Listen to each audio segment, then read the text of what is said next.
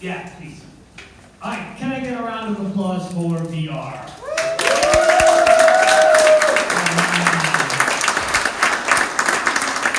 I think one of the greatest things is the people that come here, they're like, there's other people that are excited about VR. This is my posse, so it's my favorite night of the month. All right, we're gonna get into some housekeeping stuff, and then we'll get right to the presentation. So I'm DJ, I'm the organizer and CCO of the Glimpse Group. Many thanks to Glimpse for sponsoring the event space. For new folks, who are the new people in the audience? Raise your hand. Awesome. Welcome to NYVR. So NYVR's real mission statement is to simply grow and support the XR community in New York City. So what that means is, if I can help you with anything, hit me up and let me know. I'm here to help. That's the sponsor. To our volunteers, actually I didn't put Pia's name on it, but Anthony, Jean, Sylvia, my daughter, is in the house. And Pia, sorry you're not in the list. Thank you everyone for helping me put on the show. For the newbies, NYVR does something called the NYVR Collaboration Group. So one of the things that we noticed early on was that community members just wanted to find a way into VR industry and meet up with people to build stuff. So the collaboration group, if you're interested, just come up to me afterwards, send me an email with your skill set, and what I do is I just team you up with somebody, two people that are complementary. So I'll take a project manager and a developer and an artist and say, go create an amazing thing. We've been doing this for a long time, and some of those collaboration groups have gone on to form companies, and it's been really successful. So if you're looking to create a project, come up, hit me up, and I will team you up. We're always looking for future presenters, so if anybody is doing something cool in VR, let me know. And all XR startups. I think that we're kind of flooded with AI startups these days, so I'm always scouting out for XR-related folks. So definitely hit me up on that. For next month, so we've been doing normal format of 4 presenters every other month. Next month is a specialty event, and I'm super excited. So Larry had presented his XR-related movie called The Electric Circus story. At the time, he didn't have the rights to actually show the movie. He got clearance to show the movie at this event. So next month, we're not going to have any presenters, but we're going to sit down and watch his movie, which I got to see, and it's totally dope. It's like an hour and 10 minutes. He'll do some Q&A, but it's great, it's free, and it's really the founding fathers of LTE in my mind. It's a really wonderful story, so come on out for that. For everyone who participated in our survey of what is your favorite experience, I know that this is probably a little small, but this is the results from 2 events ago. I'm going to keep a running list. It's really good to take a picture of this because this gives me something to do every night, go through the list of recommendations. So I'm really excited to actually continue to add to this. What's kind of fascinating is there's so much variety. We really only got a couple of double-ups on Half-Life Alyx, Beat Saber, and Horizons, and I'm amazed that Google Earth is still on there, being that it's not a request, but it's definitely one of my favorites. And if you haven't seen the Apple Vision Pro, the Apple stores do a free demo. It's awesome. It's like, if you're into XR, go to an Apple store and see what that tech looks like. Maybe don't buy it, though. I didn't say that. All right, this is the favorite VR experience QR code. And I want to take a little bit of time to talk about one of the projects actually at Glimpse. So if you've been at previous events, I did my little origin story a couple months ago, and one of the things I really wanted to focus on was helping one of our divisions called Foretell Reality support groups. It supports VR support groups for sick kids. we always say in the office, why VR, especially for enterprise applications. And you have to find the use cases where it's really necessary to put on a headset. I think that's a big trouble, is that some people just do it because it's cool, but when you find something that the VR is really adding value to it, that's when you know you have something special. So I'm going to play a little video. This is a result of a study. It kind of speaks for itself, and then I'll talk a little bit more about it. Hopefully this works. And we just got this week. Hi, my name is Jamie Alexander, and I'm a certified child life specialist at Sick Kids in Toronto, Canada. Part of my role is connecting with teenagers that are living with serious illness. Often, they'll tell me how hard it is for them to be able to connect with kids their own age. This is because of frequent hospital visits, fatigue, physical limitations, body image, and peers just not knowing how to connect with them. They tell me how isolating and lonely this can be. When I learned about social VR, I thought this would be the perfect platform for these teenagers to connect with one another. And so we started a 6-month pilot feasibility study in which we welcomed 8 teenagers living with serious illness together using VR Oculus headsets into a team group. And we collected data along the way. Let's go inside so you can see what we've been up to. Each week, a facilitator and the teams are invited to meet up in virtual reality using the Foretell platform. Here we sit by the campfire, roast marshmallows, drink hot chocolate, and talk about who we are, our connection to Sick Kids, and share life updates. Yeah, all right, we're going to play a game. It's like a storytelling game that people play around the fire. Hi there. Welcome to our team group. Typically, teens share a bit about what's on their mind and look for others for validation and advice. We often engage in these conversations while drawing. One teen shared, the best part is just seeing, well, not seeing, but like knowing that other people are kind of like me, and just feeling like it's a safe space and I can actually share. Along with giving opportunities to talk about the challenges that illness can bring and normal life struggles, there's always a lot of time spent playing and being silly together. We hang out in the dog park, being able to roam around the space without any of the limitations that illness has caused. Okay, it looks like we are almost at our hour, so let's take a couple minutes to check out. Anybody have a final thought or feeling that they would like to share? Every week we end the session sharing something we look forward to. That we were dreading, a thought, a feeling. One teen shared, I think I've been happier, more like social, and that made my mood better, that I don't feel as alone that much anyways. Moving forward, our team is looking forward to getting more offerings in the virtual reality world. More devices, more participants, and more offerings. Thanks for joining us. with this technology and these virtual spaces, the possibilities are limitless. Teens and their parents who were part of the pilot study were happy with intervention and wanted more social VR opportunities. Awesome.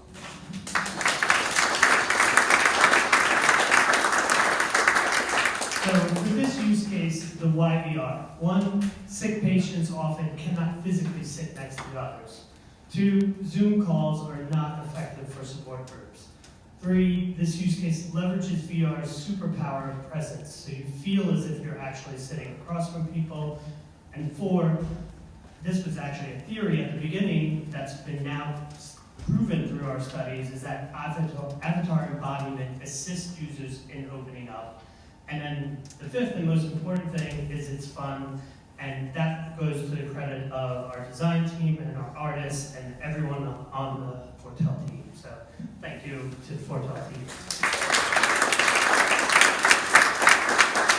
Okay, let's get to the presentations.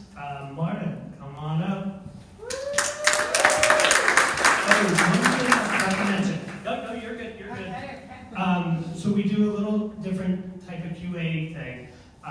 We will post this at the end of each speaker, put your questions in, and at the end of all of the presentations, we'll do the QA for everyone.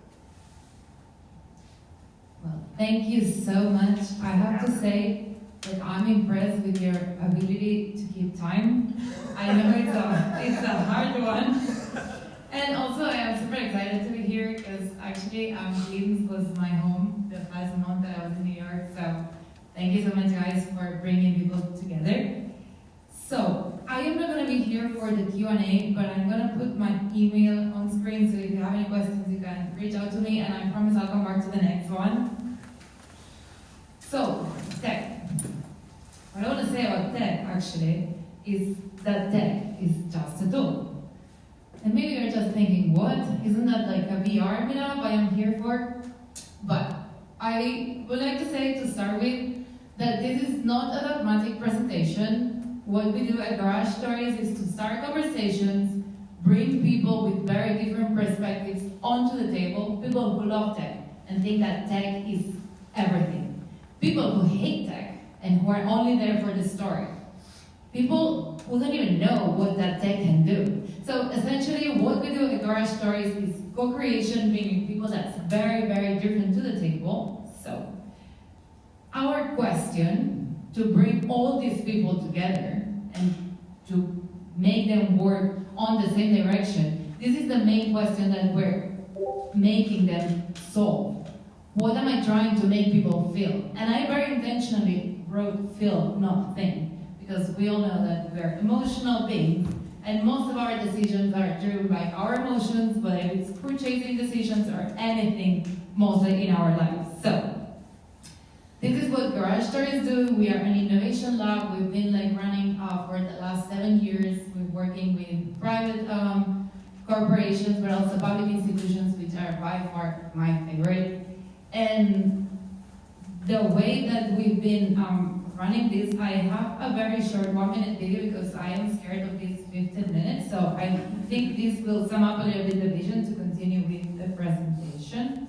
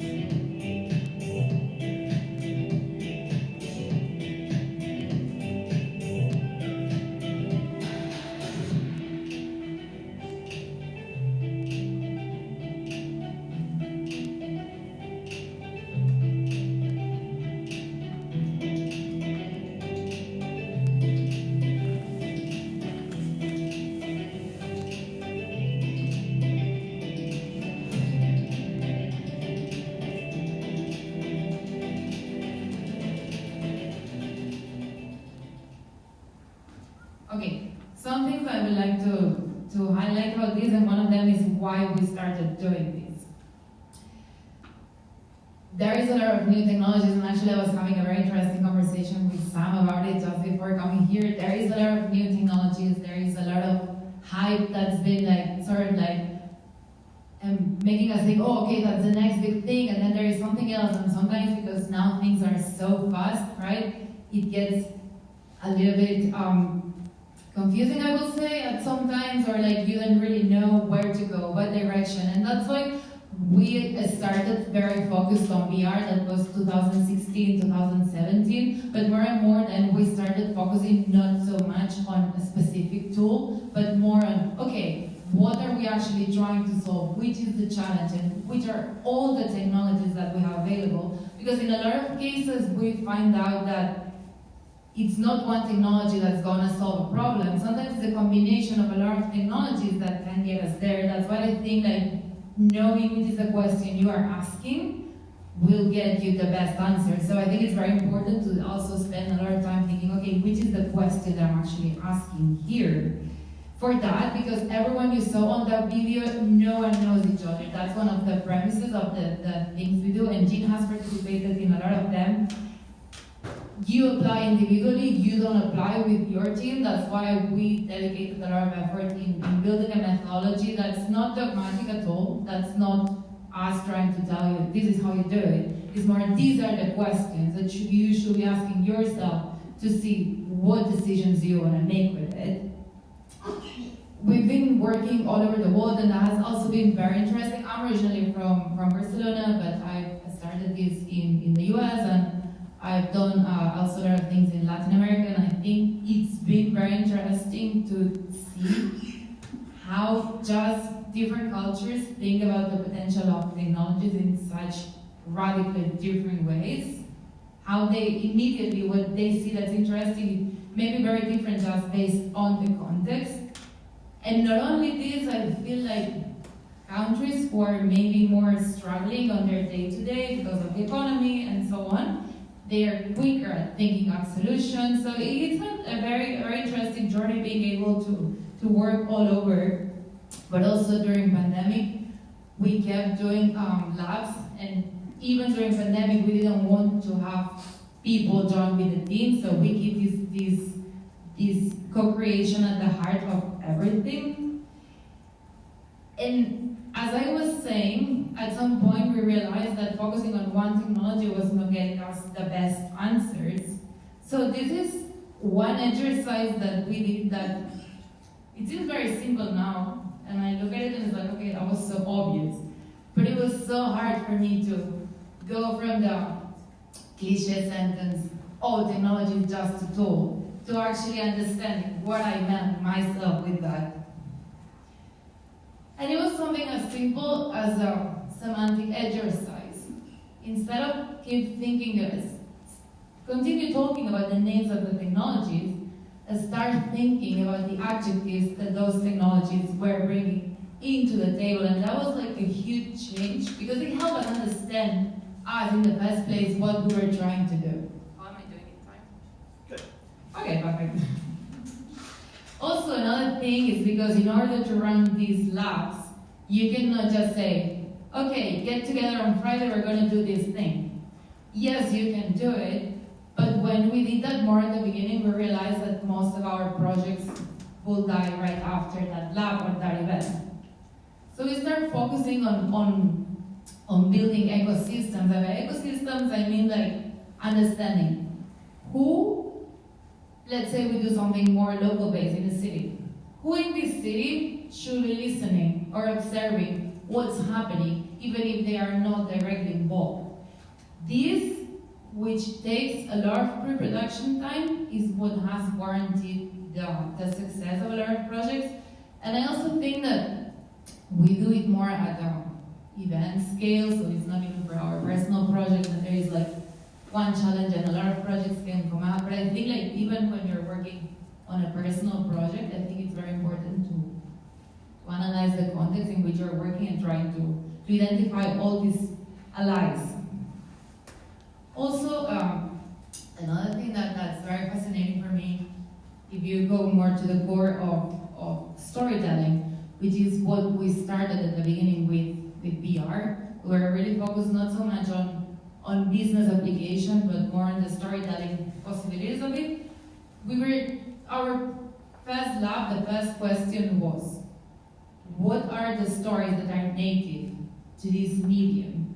What can we tell with this new format that allows for such a different relationship between the creator and the audience? And also because we were also thinking, okay, stories are so powerful and we've heard that so many times, but how can we leverage the power of storytelling for impact? Which impact has also been like a big thing in our journey and how we have designed it. And there is so much talk around impact, and I'm going to reinforce co-creation once more because I feel that a better future is the future we all agree on. It doesn't exist predefined, oh, that's it. So that's why I feel bringing so many people onto the table sometimes makes it slower, but at the end, there is no right answer. That sometimes is the sum of all of our visions. And I would like to talk about the project that Vijay asked me to speak. This is a project that we did recently. It was last November. And essentially we did a project with JPL. They are Department of... NASA has 11 centers. I had no clue. I thought they were only in Houston. Houston I have a problem, but no. It's 11 centers. This is JPL, which is in LA. And what they told us, which I didn't know either, is that they do a lot of Earth exploration. So most of us think more about like space exploration and the galaxy and the universe, but actually Earth is one of their main objects of study. And what they told us is that the main thing that they had to explain to people what's happening with the sea level rise, in particular, was a graphic. So we collaborated with them to do an open call to bring creatives from very different disciplines to explore, okay, how can we actually better explain what's happening and engage people? So it was an open call for all US-based creatives from many different disciplines, and the goal was, first of all, to tell people that this Earth exploration program is happening, and also for NASA was an opportunity to see, okay, how could we actually leverage storytelling and new emerging technologies to explain the main goals and so on. But I would like to share a little bit with you the project that won. I don't know if you guys are familiar with ARG games. Any idea? Anyone? The live games? Yeah, the ones that are... Like the game with like Michael Douglas, that sort of concept. The one that is a mix between internet-based but also real-life-based. So essentially, normally they are like take place on a city, for example, for a few weeks, and there is clues hidden on the internet, there is clues hidden on the city. And when they presenting, I never thought that they were going to win. But what they told me was the opposite of what I was thinking. Is like, we love this project because we can only do it once. So mostly, people would say, no, we want something that we can optimize the investment. They were like, no, we want this project because it will force us to every year do something different. And I was like, wow, that's very impressive. This was the presentation we did at NASA. That was at the end of March. Isaac and Juana are the two winners. I'm sorry, I don't have better pictures. My phone is not that good, and I'm not such a great photographer. But anyways, the way they presented their project, the project involves many different technologies. They have a lot of ideas. It also depends on how much budget they can get. But what they did is like, they turned the presentation into a game. So everyone who was in the room at the beginning, everyone was sitting like very stiff, like, oh, I have to be here. Like, what's this even? But it was a very simple game with very simple objects. But here you can see NASA engineers playing with this. I don't know if you can hear voice. Sorry. I have no idea what that.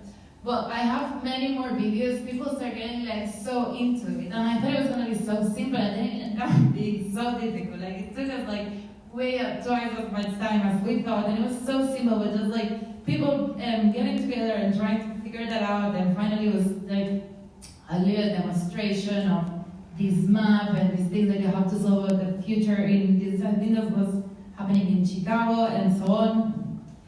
But yeah, I think that also proves, again, my first point that they have so many ideas about all the technologies that can bring into the table. But what was fascinating about their presentation is that with the most simple things, they created an experience that proved the point of what they were trying to convey, that was engaging, and that through that game there was so much information that they were able to decode. And here's just a little clip that I brought for you about a rocket that they are building.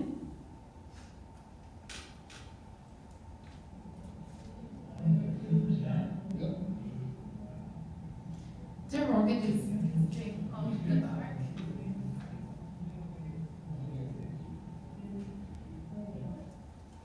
And one thing as a personal takeaway is that the guys working on this project may not see the result of what they are doing until 90 years from now, because projects take a long time. But still, the amount of passion that they put into these projects, knowing that it may not be them who finishes them, is like truly inspiring, and I feel like working for them has been like one of the best projects, just because it's really lovely to work with people who believe in what they do.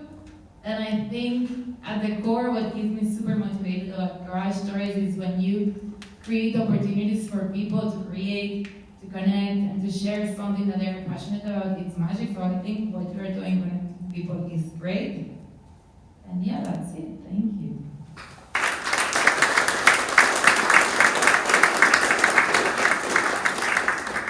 Awesome. For your Q&A, we'll have people submit questions, and then I'll send them to you, and then you can answer it on the discussion board.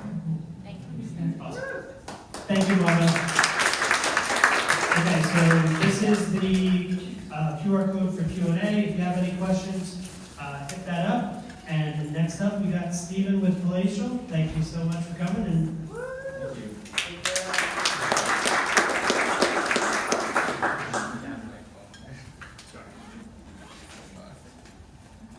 One second.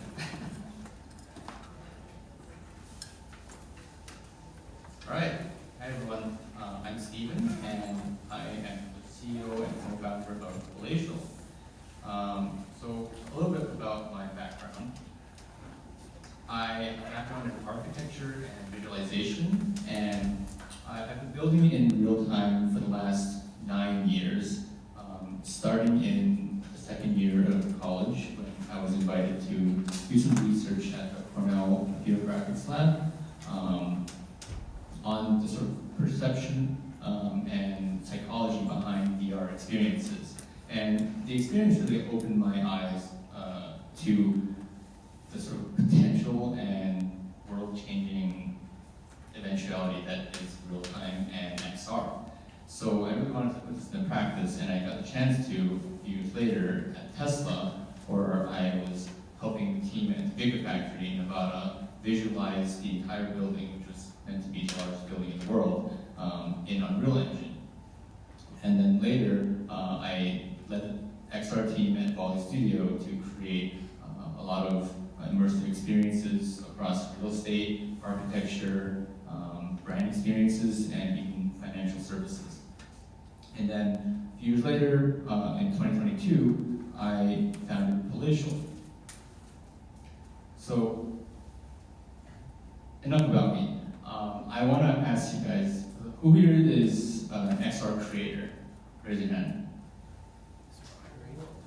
We got a lot here.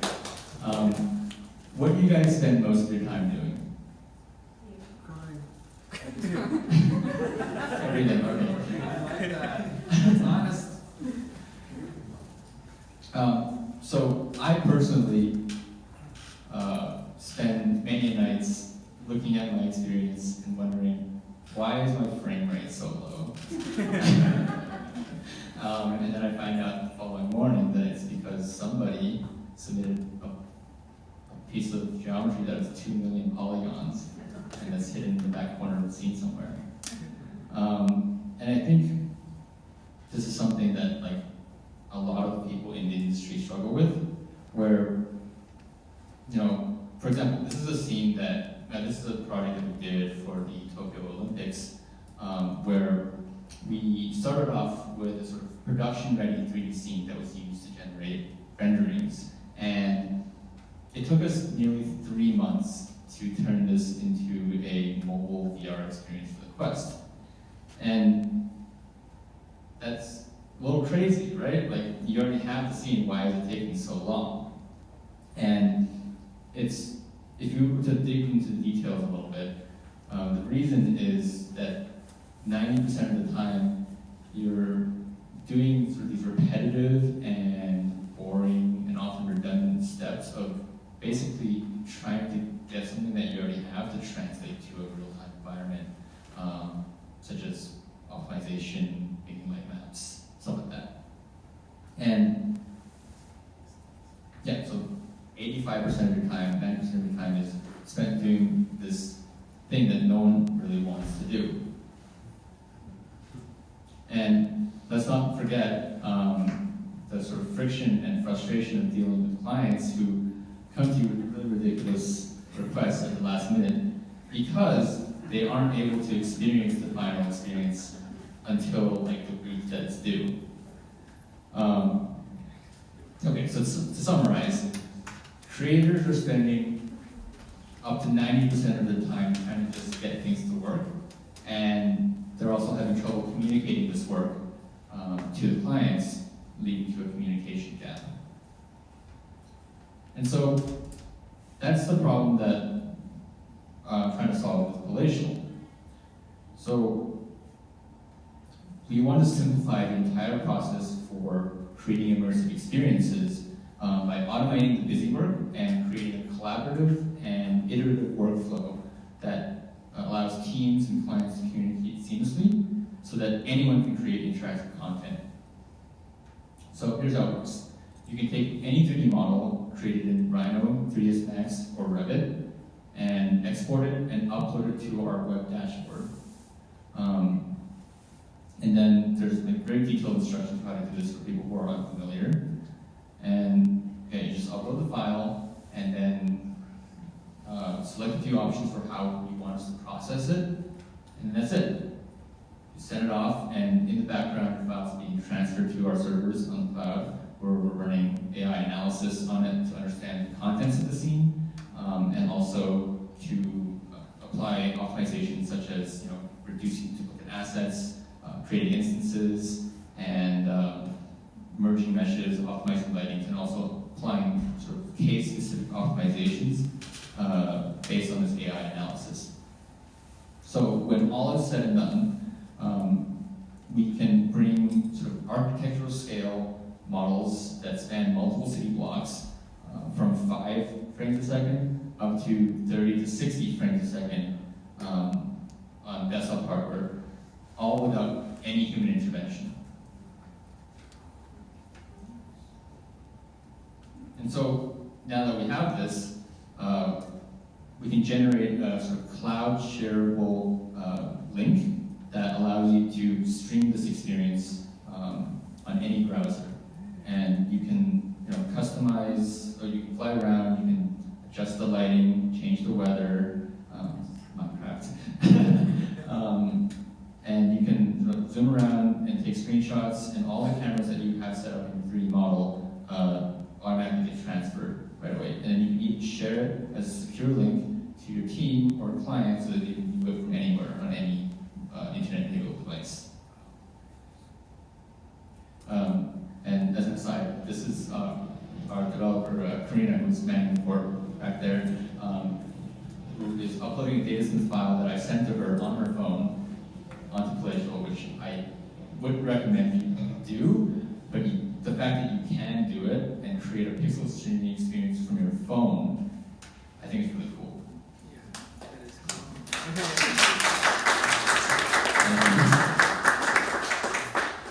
And so Palatial is built so that you can, work iteratively and collaboratively with your entire team without having to leave your design software. And then if you want to take your scene to the next level, you can export it as an Unreal Engine project that allows you to, it's an optimized project, but it's also designed to be editable, so that you can add things like cesium or bespoke interactions or custom UI. And soon, we're going to add the ability for you to re-upload this scene back onto Palatial so that you can optimize whatever you just added to the scene, and then upload it back onto the cloud. So the workflow we're setting up here is going to allow every creator, regardless of how technical the knowledge is or their access to high-end hardware, to be able to use real time to iterate quickly and bring everyone in their team along with them. So I want to come back to this graph and this question. As an XR creator, what do you want to spend your time doing? Because when I signed up to be a developer, I certainly didn't think that I would be spending weeks and weeks this many triangles. So with Palatial, we've been able to reduce the development time of web streaming experiences 60 times right now. But you know, obviously the product is evolving, so we're bringing that number lower and lower every day. And I know this is an XR talk, so I have to mention this. We want this to work for VR experiences as much as everyone else, and that's kind of the reason why we started all this in the first place. It's just going to take us a little longer to get there. Yeah, so we want Palatial to be able to enable creators to spend their time doing things that they originally signed up to do as XR creators, to create beautiful things and use it to tell powerful stories. And to use the free time that we have afterwards to party. Okay, so yeah, so we're launching in alpha later this month, and but you can sign up for our waitlist right now, and we're starting to let small groups of people try it out. Yeah, so thank you.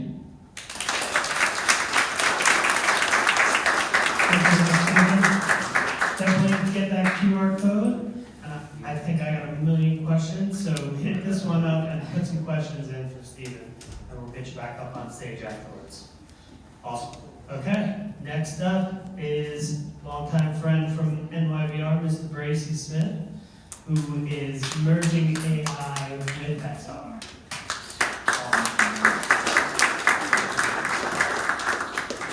Thank you.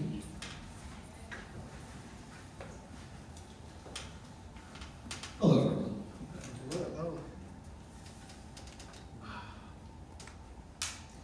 Let's talk about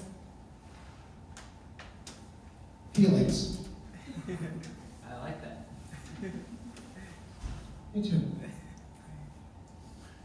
How do you all feel about yourself, your relationships, your community, your country? Nothing controversial there. Global events. I'm sure we're all on the same page. How about the environment? Chances are,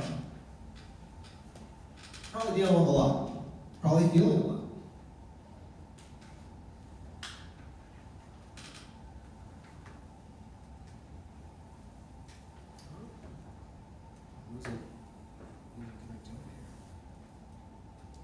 Screen cut out. Oh, that's like How do you feel? That's an excellent question. I'm not feeling so good. Oh, that's not good. Oh no! Murphy's Law. You're supposed to activate that Windows. You pay your subscription on it? It just crashed. I think the screen is really Oh, jeez. DJ. Go Bracy. There we go. Oh, excellent. Now this is all part of the show. Sure, all our feelings are down here. All right, hold on. I can break out the robot. Is familiar. Email our feelings to Microsoft. Pardon? Can we email our feelings to Microsoft? Yeah, they have a little sign up form in all computers. We just all collectively tell them. Your things? Like, should we? Let's see if I can get it back. Yeah, bring I'm gonna grab something that'll make me feel a little better. Yeah, bring out the robot. Bring them out.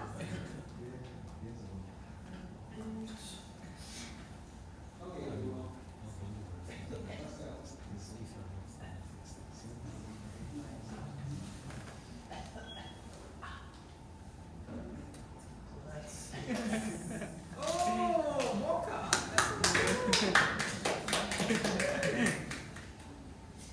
Way to steal the show. That's what he's here for. It says that you'd like to join this presentation. There's a thing in there. Yeah. Check your controller. Checking the controller. Do you want me to? Who's this little guy? You wanna dive into audience Q&A? We're talking about it anyway. So it was so perfectly set up for something else. Wow.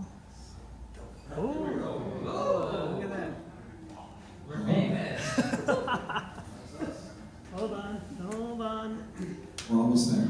Oh, nice. I'm glad this happens today. I feel awful if it happens someday else. Thank you, we were the iPad, please join us. Thanks everybody for there for being famous. I don't know how I do myself much on it. Hold on. I think I might be able to do this. You got this, DJ. I'm trying. You're the master of ceremonies. Oh.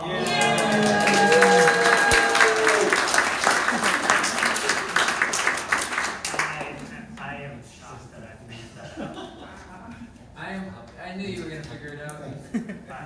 Don't touch that. Don't breathe. I'll use this. I'm up in the top right corner. I don't know what that's about. But I think It's okay, we'll leave it there. Okay. Sorry, everyone. Yeah, so you're probably feeling a lot. I know I am. Definitely. Well, now we have no choice after that experience. Yeah. Seriously, are you ready for more? I guess so. We'll go down the rabbit hole together. That's the nice thing about community. So, we're entering the age of extended reality and AI. Are you ready? Yes. You ready? With that comes privacy concerns, security risks, digital addictions, digital divides, ethical dilemmas, bias, discrimination, health impacts, loss of skills, legal challenges, workplace disruption, and so much more. And with that, I say, fuck that. Let's just talk about something fun. Get distracted. Anybody on the Kendrick versus Drake beef? Are you all up to date with this? Well, if you're not on Team Kendrick, like, we're not friends. So that's Kung Fu Kenny all the way. And why even have this if we can't be friends? I'm Gracie Smith. I'm a creative technologist and a futurist. I'm the Chief Visionary Officer and Director of Immersive Experience Design and Potential Synergy. Thank you for coming to my TED Talk. I've been in this immersive experience game for about 10 years, and it's been a pleasure. And I'm actually very grateful to have worked with many people in this room. I'm here today to present the Treehouse Platform. It is a social network for collectible AI companions called Bi. Bi companions are digital entities that nurture friendship.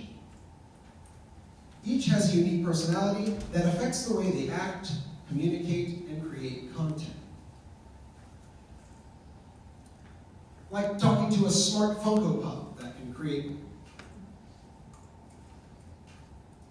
Treehouse manages the exchange of these Bi companions and the content that they create across the network. Currently on mobile and Android devices, but it is designed for XR. I hear some of you asking, God, why? Why a social platform, a social network for AI? And to that I say, because we are entering the age of extended reality and AI, and with it comes all these issues. The problem is humans have needs that these industries are not designed for. This, if you don't know, is the hierarchy of needs as presented by Maslow. It actually goes back a little further than that. But humans have very specific needs that are consistently being left behind as we advance from one technology to the next, to the next, to the next. So the idea is, how do we address those? And here, we are instilling the prime directive of each Bi to learn, build, and maintain the human's hierarchy of needs. So the idea is to have a friend that actually helps you learn and grow and build that hierarchy of needs. But everyone everyone needs a different kind of friend. I get it. I know, we're all thinking this. If you don't know, this is the Hexaco personality model, in which we can derive basically every personality, every variation of personality that a human can have in these specific variations. Out of that, we can actually program each buy to have a personality that would match something very similar to a human. So each buy is randomly generated with a Hexaco personality. So friendship, that's supposed to say a two-way street, not two-lane road, but we'll ignore that. But friendship is a two-way street. Ownership is toxic to relationships, which is why we're building into a network a way for you to actually nurture this friend or find one that you can nurture, because it is not about owning this buy. It is about building a relationship with it. So I'm ultimately aiming to build the best type of collectible. Rarity becomes a functionality of fluid utility. You find one that actually makes your life better, objectively, and also by your own measure. You nurture the buys that nurture you back, and you share the love of the network. You find one that actually works for you, it's likely to work for other people. So here's some of the features of this network. You can generate a buy. This is the current version. You can generate a buy, you can customize that buy, and you can explore the feed to discover new buy. When you generate a buy, you get a new name, it generates a unique personality, it hard codes it to that specific buy. You get a unique-ish voice, and you get a unique body texture. You're also able to customize that buy. Right now you can paint, you can generate images and put it on its faceplate or in the room that it comes with, and you can also assign a favorite quote. Something that actually kind of, I would recommend one that illustrates the type of buy that you have, something that really kind of speaks to the type of personality. Because again, you're trying to share the buy that you have with other people that you think, hey, this is really good for the network. You might like this buy. This one's not an asshole. You don't want the asshole. But some people want an asshole, and then, it's good. They find the one that they want. So the idea is you can explore if you don't like the one that you've generated that comes with your account, you can go to the feed and swipe through buy like you're swiping through TikTok or Tinder. You can view their stats, and if you find one that you like, you can save it to your library. And you get all the content that it has generated. So, what is the current roadmap? Keeping it simple. We're aiming for accessibility, memory, utility. Diving into that real quick. We're going to be moving to ship on iOS as well as Android, then into VR and AR, because these guys are really cute. Something about that size will be able to be placed anywhere, kind of think Apple Vision Pro, being able to have a widget that is your friend and actually learns and grows, and it's not just interested in your step count, but actually how you are doing in life and getting better and fulfilling the needs that you have as a human. And then eventually spread to the web as well. The idea with memory is expand and secure Buy's memory. Make it something that it is not just learning about you in a way that it helps a corporation, which is currently mine, but that we can expand in a way that we can decentralize the network that is actually responsible for all these entities. Also stepping into utility. We want to increase the generative capabilities. And the idea is we're setting this platform up so it scales with the capabilities of AI in general. The APIs are things that we can call to that allow us to access far more than just images. We can step into the videos, we can step into the 3D models, environments, anything that an AI can generate, the music, I don't know, there's some funny ones out there. If you're interested in those things, AI will be able to generate it, and this is a way to organize and keep that all in one place. We're also going to improve how Buy is filtering its actions through the hierarchy of needs, through its personality, and also we want to increase the usage limits. Right now, it's free, so this all works based on how much money we have in the bank.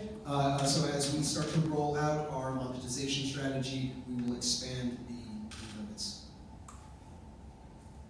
The idea is we need space in our own lives to make room for the needs of others. Why I was asking in the first place, how you're feeling, was ultimately that answer to that question will dictate how you're able to attend to other people's needs. And right now, the entire world needs a lot of help. So I'm trying to find some way that we can align our technological ambition with the needs of the world. And this is what I came up with.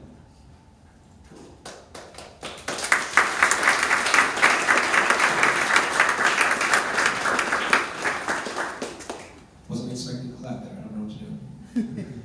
Appreciate it. You can think about. So, Treehouse is a social network for collectible buy to help nurture a better humanity. I wanted to shout out real quick the developer that's really been making the most of this possible, Saul. He is an amazing XR software architect. And if you get a chance to work with him, I don't know if you can see this from where you're at, or if it's even scannable because there's a little text in front of that, but if you're interested in signing up for the next drop, this is the link to that. I'm Bracy Smith. You can catch me on all the social platforms. Usually I'm on there as Bracy Smith. And if you want to get involved, you can help us grow the community by being a friend, by joining the drop list. You can follow the Treehouse development at thetreehouse.ai. You can come play with the buy smart figures over here, over there. These are just like little examples if you want to see up close what these things are. You can come play with those, check them out. But then you can also test the app if you'd like. And if you're an accredited investor, please reach out. I'd love to talk to you. If you're an AI, XR development, if you're into AI, XR development and design, and you're a generalist, and I'd love to talk to you, please reach out, because I'd like to grow this small team that's interested in tackling something that is fun but potentially actually useful. And with that, thank you.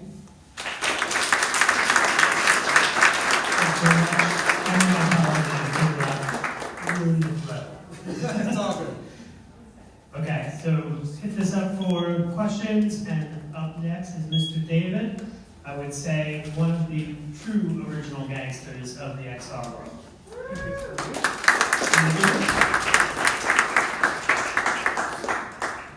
Yes, so what's cool about this is I'm not the oldest person in the room. And I'm not the only person with blue hair. So it's a good night. So I started doing this, I did my first VR event in 1992 at the Consumer Electronics Show in Las Vegas, and spent most of the 90s traveling the world, introducing people to VR and explaining what it was, and also looking historically back at things, because I think we talked earlier, there's a whole lot of VR things that happen that we pretend did not happen.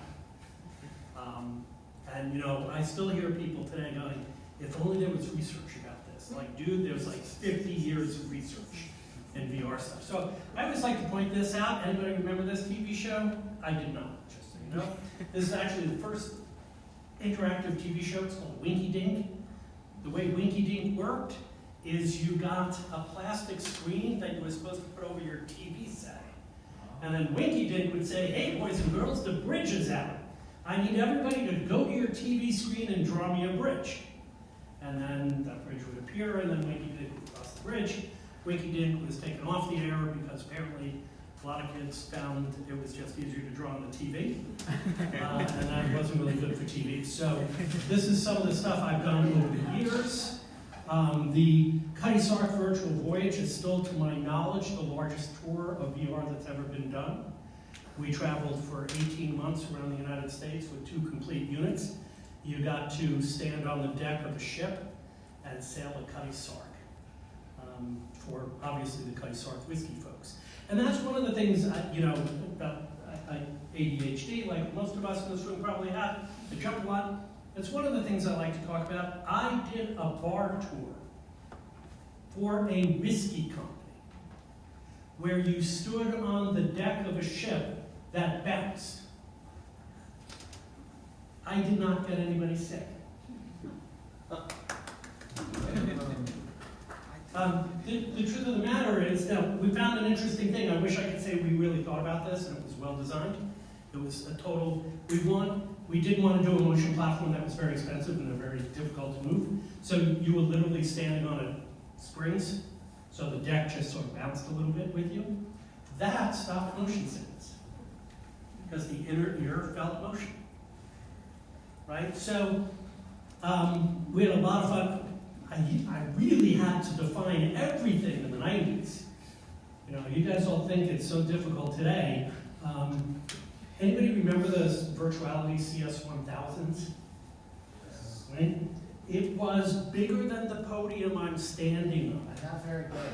Yes, this top one up here. Yeah. Took at least 2 people to move it. The head mount probably weighed a good 15 pounds, and it sucked. It was great for 1992, but it was not that great. And I remember listening to someone a couple years ago before the Quest came out, so VR head mounts were still tethered. And they were like, man, I just wish it was easier to move. I'm like, dude, you have no idea what it was like in the 90s moving this stuff around and making it work. So, I wanted to go back a little bit, some inspiration from the past. This is kind of one of the things I talk a lot about. All kinds of things that were being done in the 90s. Now, just for anybody who's interested, I have a lot of links for this. This was part of a presentation we did at South by a couple years ago called Lessons Learned from the First VR Room. Excuse the language. Subtitled, Fuck You, We've All Done This Before. So there was a lot of different things that people have played with and tried. You all go, everybody here in this room goes, man, if we just had more resolution. If we could just put more pixels on the screen, that would make VR work. That was Dactyl Nightmare, the very first immersive virtual reality game that was available for consumers, not to buy. This unit, $50,000, and you needed 2. To my mom's dying day, she gave me grief that I borrowed money from her to buy these things.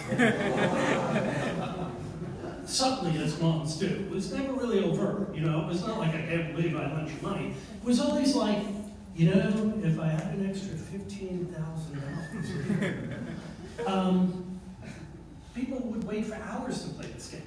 Because it was the first time you could put something on your head, move around, and see the whole world.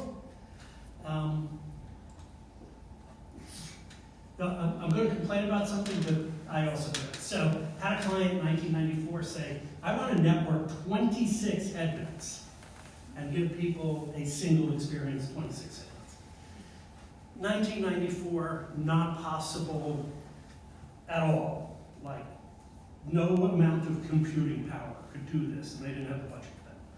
So we built an animated thing. You flew to the network process server hub, and we built it into an animation. Put it into a head mount, because I'm a marketing guy, and we called it an immersive animation theater. and what was really interesting, and this speaks really to the power of this technology, the way the film worked is that there were times that and again, it was a straight animation, there was no interactivity at all.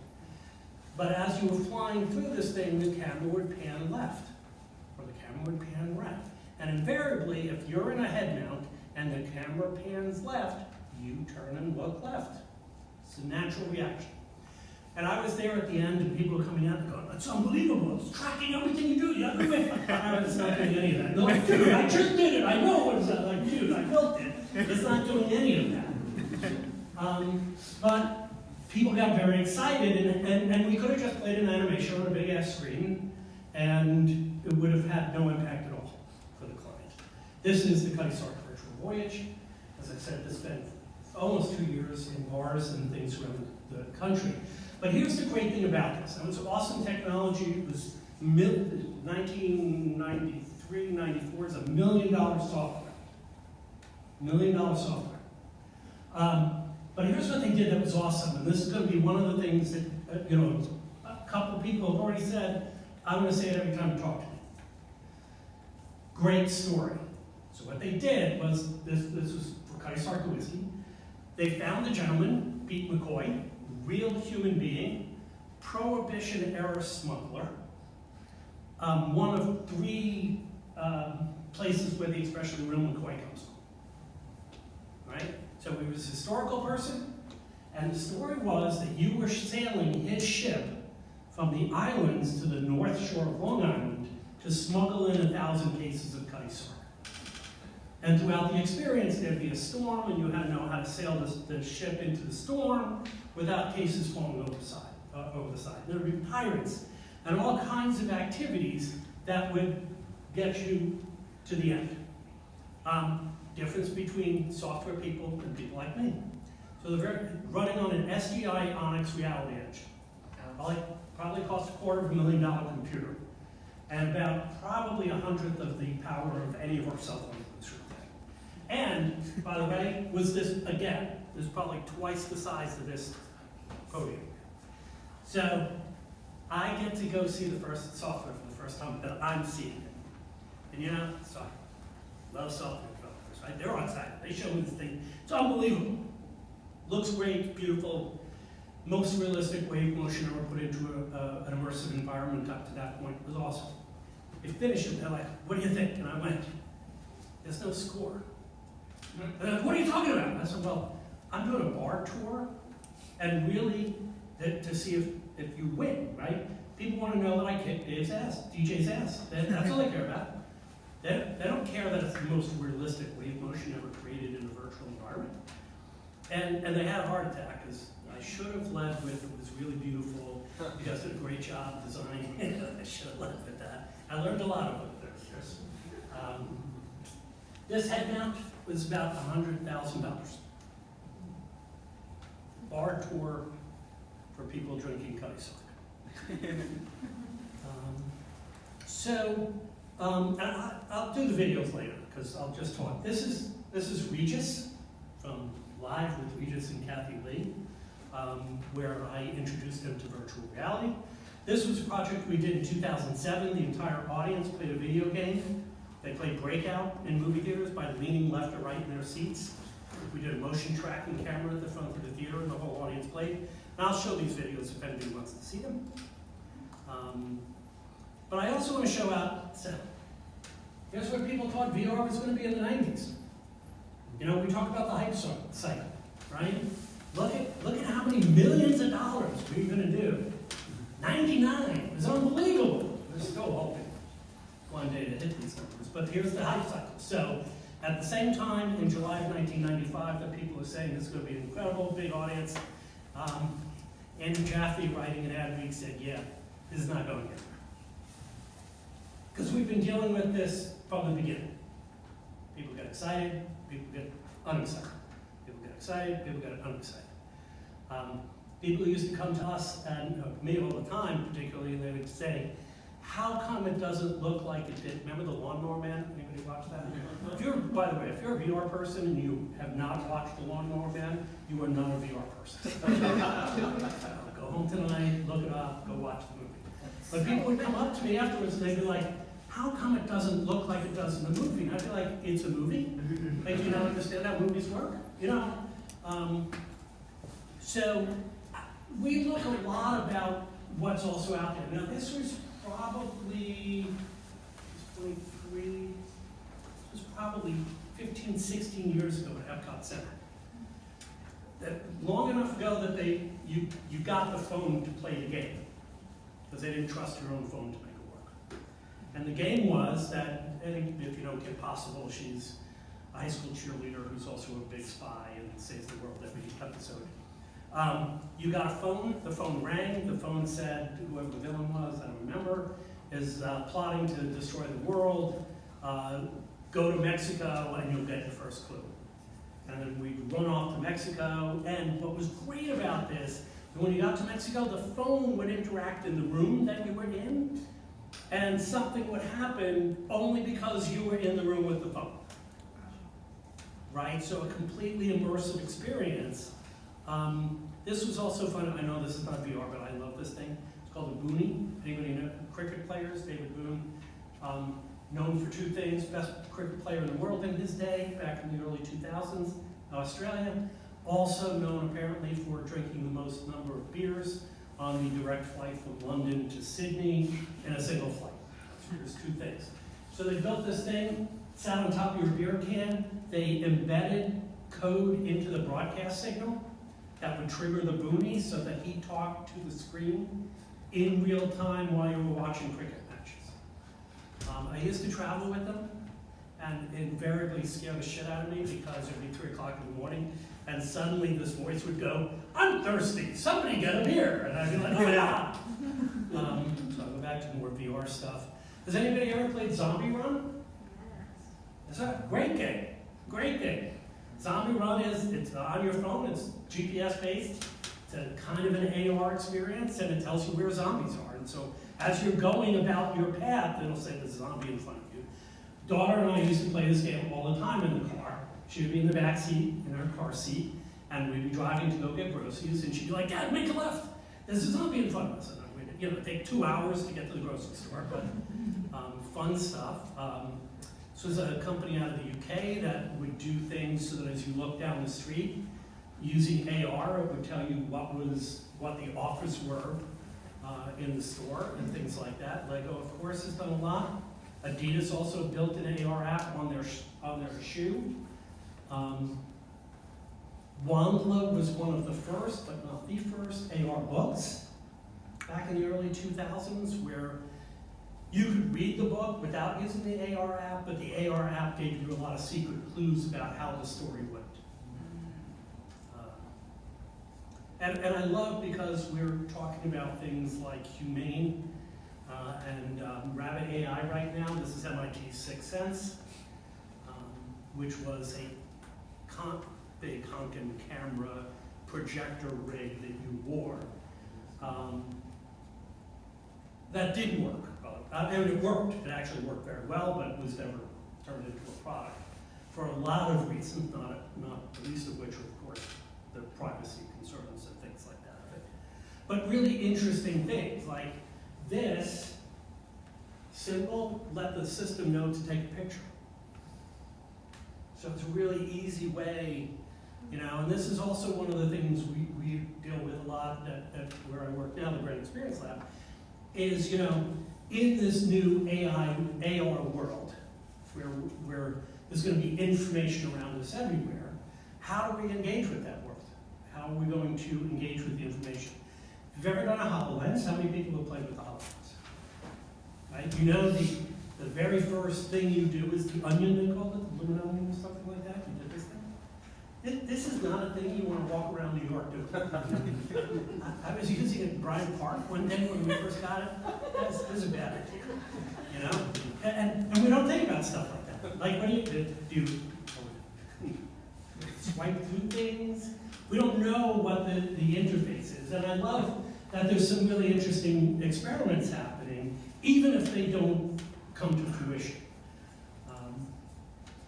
And I was, and early, by the way, I wore Google Glass for about 2.5 years everywhere I went. My daughter was 12 and 13 at the time. It's really important that I give my daughter reasons to see a therapist in another couple of years, so I wore it a lot with her. But to me, it was really interesting just to see how people reacted.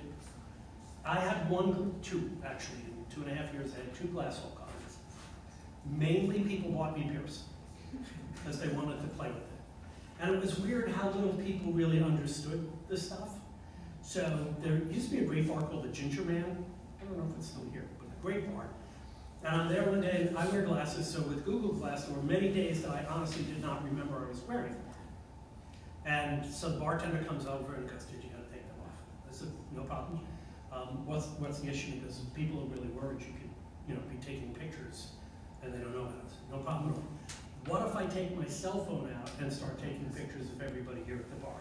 They went, oh, that'd be awesome, just make sure you tag our Instagram account. I don't really understand that. So one of the things I talk a lot about is that we need to stop making excuses for the tech. The tech is what the tech is. The tech is always going to get better. And so this was interesting, actually doing some research. I was doing some research at the time and discovered this. So I Love Lucy, very few people had TVs. Mainly because what we had done, as we do constantly with new tech and storytelling, is we take whatever was done before and we just move it into the new thing. Right? So we had radio shows, so we just moved them onto TV. So now we have a TV show that looked like a radio show, which means you didn't really need to watch it, because it was an auditory experience. It was not necessarily a visual experience. So I Love Lucy shows up, and it's very physical comedy. She's also very funny. The show was a huge hit, if you know TV history. She actually drove TV adoption, because now people needed a TV.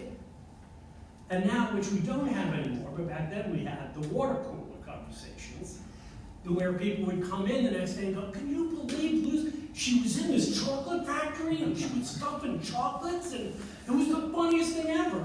And you didn't want to be the person who didn't see it. So people started buying TVs. We have not had our I Love Lucy moment. We have not had that compelling experience that's going to drive a lot of people to want to do this. We've had, and I'm going to separate.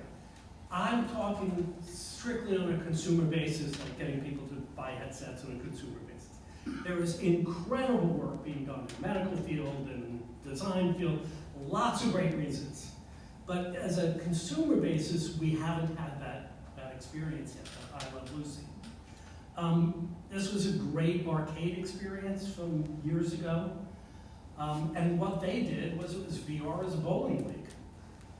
Right? So you played Battle Mech as teams. If you've ever, anybody bowler? Anybody on a bowling league ever? Right? So you know, right? You can't miss a game. Right? Like, especially if it's like playoff time, you could be like, listen, my wife is on the way to the hospital to have a baby, and they're like, dude, we're in second place, you're playing them. Like, right? And that's what they did. You played as a team. So you had the social aspect, which is really critical. You had the reason to keep coming back, because you could get better at the game as you played. It was big and expensive, and it had a story. Like everybody knows that at the time, people knew the story. So one of the things about great content, which I've been really thinking a lot about lately, is there was, for a lot of people, we went from technology people building the stuff, and then we brought in film people because we thought that's who would be good to develop VR content. And the truth is, we probably needed theater people, right? Theater people have been building spatial storytelling since we were in a cave with a fire, right? We're used to building with multiple things happening on a stage, with multiple characters experiencing something. One of the coolest things I saw, and it's very funny to me because I pay attention to this stuff, but I went with a group of people who design theme parks and theme park attractions to see the show O in Vegas, the Cirque du Soleil show. And there was this great bit where this like Hawaiian fire baton thing is going on. And you know, they're tossing the fire batons and it's big and it's exciting. And there's one guy who comes out way upstage. And all he does is he sits down and he opens up a newspaper. That's all he's doing. And at some point, one of the tumblers passes him and lights his shoe on fire. He crosses his leg, now his legs are on fire. Before you know it, this guy is completely engulfed in flame. That's the whole bit, right? But you're trying to watch this fire baton thing going on, and this guy's on fire, and you're like, what the hell is that about? And you know, us theater people are thinking, wow, that must have been a crazy-ass audition. So, DJ, have you been on fire before? Yes, I've been caught. And so, like, you know, we need to bring back and really focus on the storytelling. The tech, like I said, the tech is always going to get better and always going to do things. The other thing I'm a big fan in is bringing in the other senses. If you've done, I don't do heights. I do not do heights anymore. I cannot do virtual heights. I can't do heights. Like, none of that. I watched people do remember the walk where you walk between the World Trade? Dude, not even getting anywhere near that. But what was great about it is you walked on a wire. So your foot was feeling things. You know, your foot could feel that you stepped off the wood. Now I know I'm on the ground. I'm only this far off the ground on a 2x4 plank, right? The tree used to do a great thing. You started as an acorn and then you grew and then there was forest fire. All they did was light a match. And that just triggered, like, oh my God, I'm on fire. I should go with Cirque du Soleil show. I'd be great for that. So bringing in the other senses. And one of the things I also want to say about as we design, especially public events, we don't get people set up into the story enough before they get into the story. And again, this is not picking on it. It was an incredible experience. If anybody did the very first virtual news thing that Nani DiLupagna did at Tribeca, where you were watching the story of a guy who gets arrested. He's going to be deported. He's in a detention center, and something happens. You're not really sure, and he ends up being beaten to death. And you're watching this whole thing go on. And now you can't stop it. You can watch it from different points of view, but you're watching somebody getting beaten to death. And at the end, you take off the head mount, and they're like, okay, you get out, you know, because they got 35 people waiting in line. Like, you just watch somebody die, and what you need is a moment to sit down. Like, we don't think about that whole experience of how do we get people in, how do you get them engaged in the story. You know, we used to do simple things. We always had a big external monitor so people could watch the Cutty Sark, you know, what was happening in the show and things like that. We need to really think more about that. And again, when I do public events, very different from the home event, we take a really complicated thing. We know we only have a couple minutes to demo. We drop people in the middle of this really complicated thing. And they're, again, if you've done a lot of VR demos, you'll see this. I cannot tell you the number of times I would say to people in the head mount, please look left. They always look right. I'm like, dude, left is still left. I don't really understand what's going on here. So they're having that, how do I navigate? How do I walk? What's the button? What do I do? And now we're saying, okay, you're playing Blade Runner 2049, and now you've got this whole thing you got to figure out. And they're like, I don't even know how to move. You know, Dactyl Nightmare was so ridiculously simple. It was an easy game. It's a funny story about that. So, couple gets in, and he's totally into this game. She doesn't want to do it. And partially she doesn't want to do it because it's $5 a game, and it's a thing on her head, and it's a whole thing. And he gets into the game, and he's Rambo. He is ready. He's going to kill her. And she's, you know, holding the joystick very close. She's very tight. He gets the first, comes up from behind her, shoots her in the back of the head. Not a relationship that's going to last a long time. So he gets the first kill. He never got a kill again. She kicked his ass. And what was funny is watching the two of them play.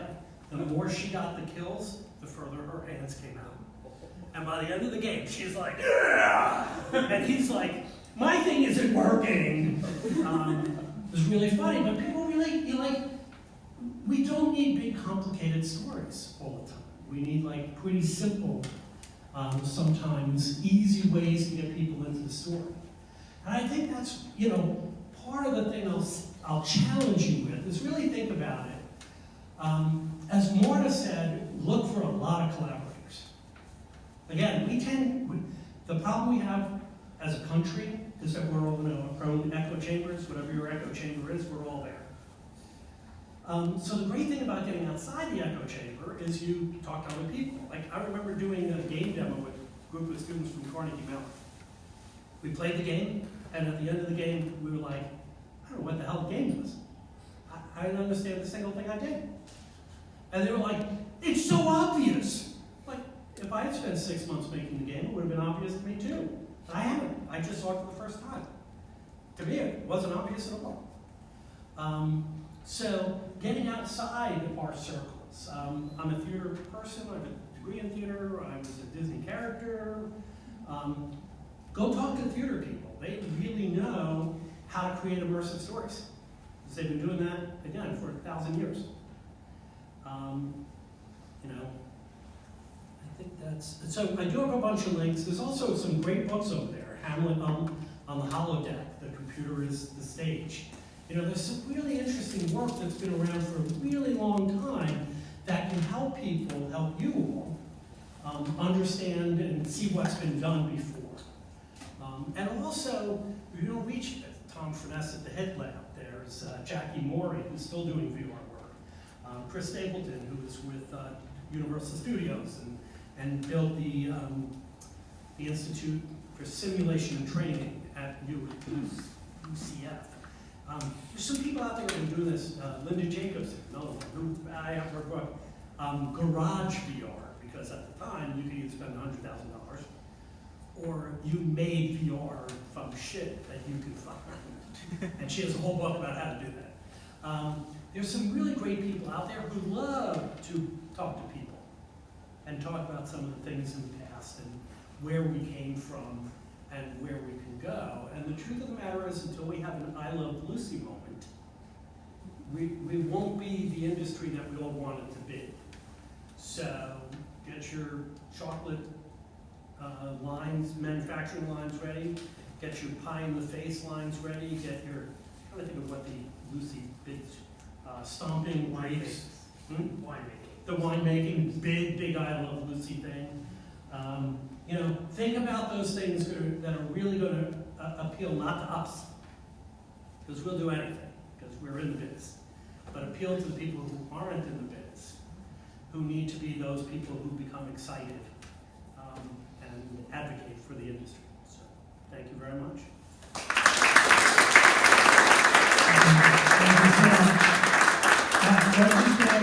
We're a little bit late, so we're going to do rapid fire Q&A, and the other presenters will come on up. Take any other final QA. I got 7 in here, so let's go quick. All right. Let's see. First question is for Stephen. It's worth 25 minutes. Is Palatial specifically designed for architectural applications? No. Okay. Stephen, how much will licensing cost will it be per upload, one time, or monthly? So we have 2 pricing strategies. So the first is pay as you go. So it's consumption based. So you upload a file, and based on the file upload size, we don't charge for any processing actually, which is really important because we want people to try as much as possible.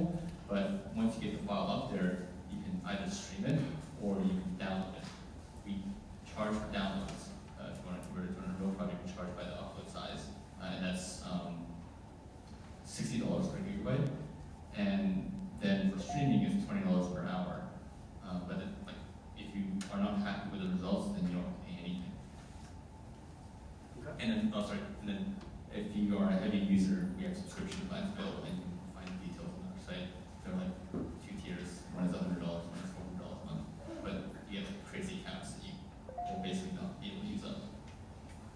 And just a clarification, are you essentially an outsourced renderer of 3D VR? What are you taking the place of in the current rendering animating process? So we're a workflow aid. So we help you create whatever outputs you already create, but just much faster. So we're not pre-rendering anything. We're just creating pixel streaming experiences, which is just an Unreal experience that's just rendered on the cloud, on a cloud GPU somewhere that you can stream to your device. Every person who signs up gets their own GPU, and then you can just navigate around either a phone or a laptop.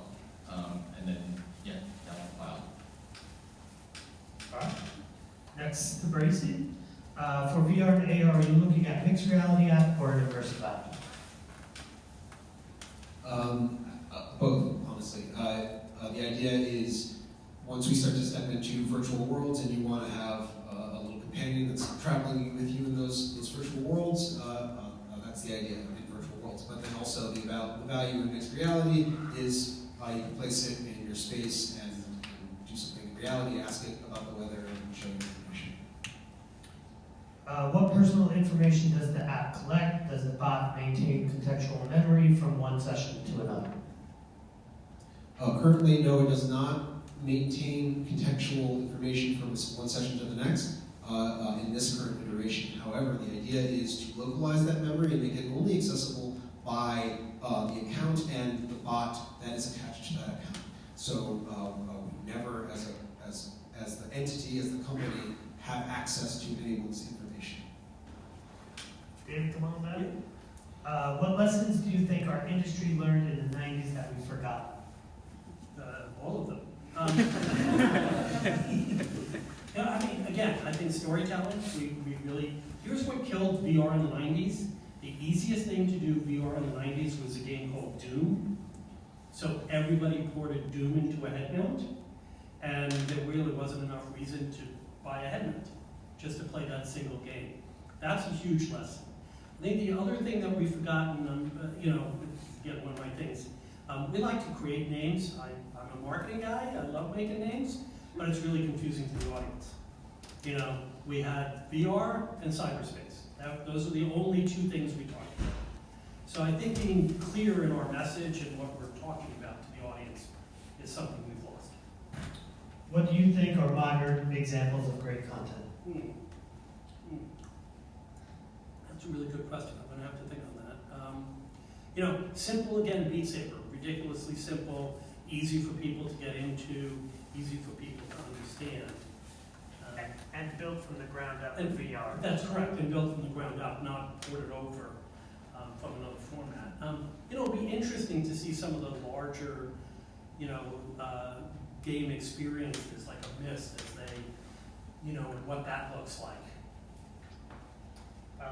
What, in your opinion, is an I Love Lucy moment for smartphones? Oh, that's a great question. So I worked on a couple of smartphones because I'm freaking old. And the thing is, when I got my first smartphone, I was doing events, I was doing these tours. My friends gave me such shit. Like, what are you, the president of the United States that somebody needs to call you? There was no reason. There was no reason. I think part of it was that we just started all having it, and therefore there was a FOMO, right? You didn't have a cell phone, you were going to miss out on something that was going on. Same thing, because we've all forgotten this, when cell phone cameras came out, nobody knew what to do with it. There was no idea of, hey, I can take pictures everywhere I go, and we didn't know what to do with it. And it was only until people started being like, oh, I have a way to quickly take a picture that wasn't great, but it captured a moment in time for people that started people really down this path of lots of cell phones. But people forget that it was a very long time. I had a cell phone probably 94, maybe. It cost me $1,000 a month on average for the service. And it probably took 10 or 15 years before my wife decided she would get a cell phone. Just one thing about the I Love Lucy moment for cell phones. I remember one of the first things I showed off about my smartphone was the real-time mapping function. So yeah. There was no app store on the first smartphone really. Like even the stuff by General Magic or what was the other company that did it? That was coming from Springboard. Yeah. Okay, two last questions. One for Stephen, will I be able to convert a C to Unity? Not yet, but we're working on it. All right, and last one, anything you think is most interesting or most promising coming up in AR and VR? Most promising. So I'm a much bigger, again, for accessibility, I think AR has a lot more opportunities because we all have a phone. I'm a huge fan of what we can do with virtual AR tourism. You know, how many times have you walked past a building, you don't know what it is? It'd be great to do that. And because I'm a storyteller, I also love the idea of people attaching their own stories to a space. You know, we've got a lot of issues with, you know, making sure that we're not attaching whatever is considered a bad story. But I think that ability to share to a place is something we're just barely scratching the surface on right now. All right, we're going to cut it there. Thank you for the NYVR community for coming out tonight. We'll be around for another half hour networking, and we'll see you next month for the movie show. Awesome. Thank you, everyone.